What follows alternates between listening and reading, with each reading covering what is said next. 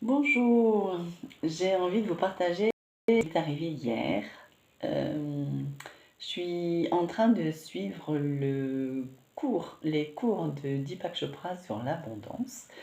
Et après avoir fait la pratique qui est proposée, je suis partie me balader à l'extérieur, dans la nature, dans la forêt.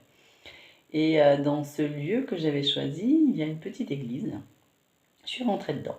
Et je me suis juste posée en méditation comme je peux le faire à l'extérieur ou chez moi. Et là, la pratique de Deepak Chopra est venue spontanément à moi, ou les pensées, peu importe. Et ça m'a remis dans l'énergie de cette abondance et de cette pratique que j'ai vécue. Et j'ai vraiment laissé infuser ce qui était en train de se vivre là sur le moment.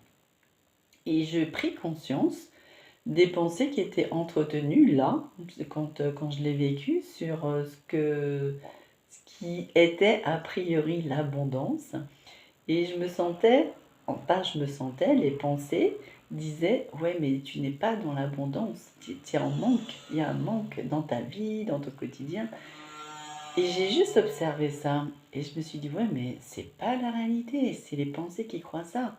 L'abondance, elle n'est pas que financière, l'abondance, c'est selon ce que chacun veut y mettre derrière, c'est qu'est-ce que c'est justement. Et juste le fait de laisser diffuser cette information, mais qu'est-ce que c'est justement pour moi l'abondance, ça m'a vraiment me connecté à la sécurité. Et 2 secondes après, les pensées me disaient que j'étais en insécurité. Alors, il y avait vraiment cette dualité. Et j'ai pris conscience que, enfin dans le corps, hein, parce que intellectuellement je le savais, je le sais, que ce contraire, ces opposés a priori sont complémentaires. Hein. Il y a le yin, il y a le yang, il y a le son, il y a la lumière. Et de voir qu'il peut y avoir ce côté abondant et ce côté vide. Et de fait, je me suis connectée à mon premier chakra, donc lié à la sécurité, l'insécurité selon comment on le vit.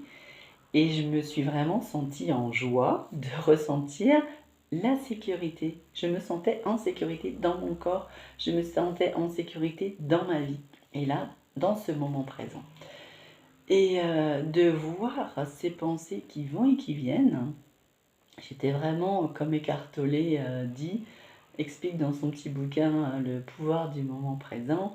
C'est l'observateur qui est en train de s'observer, en train de vivre. Et ça m'a vraiment mis en joie de juste voir ça sans jugement.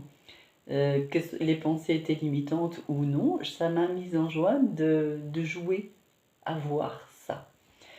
Et je me suis connectée à mon premier chakra et j'ai chanté dans l'église, enfin j'ai fait un son dans l'église.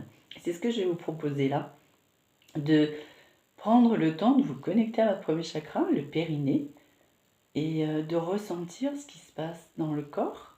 Et là, maintenant, dans ce moment présent, comment vous vous sentez en lien avec la sécurité ou l'insécurité, sans chercher à mentaliser, juste à peut-être avoir les pensées qui sont entretenues sur l'un et sur l'autre, et de vous laisser traverser par ça, tout en accompagnant avec le son O.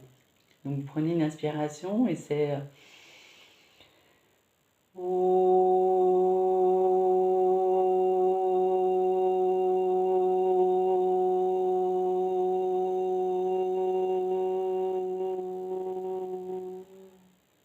plusieurs fois de suite. Et je vais vous proposer de le vivre. J'ai fait une petite vidéo à l'extérieur avec ce son haut. Je vais vous mettre en lien pour vous autoriser à vivre ce son pleinement et de connecter ce que c'est que la sécurité et peut-être vous autoriser à la vivre, cette sécurité, grâce à ce son, grâce à cette connexion à ce chakra et de laisser voir venir ce qui se passe pour vous. Qu'il y ait les pensées, vous ne pouvez pas les empêcher, juste les observer, les laisser aller, revenir à votre chakra et faire le son. Et autant de fois que nécessaire, ça peut durer 1 minute, 3 minutes, 5 minutes, le temps que vous voulez vous accorder. C'est vraiment une belle pratique. Moi, ça a vraiment été joyeux et je vous souhaite vraiment de vivre ça de manière joyeuse. En tout cas, de le vivre comme un jeu, J-E-U. Belle pratique, à bientôt.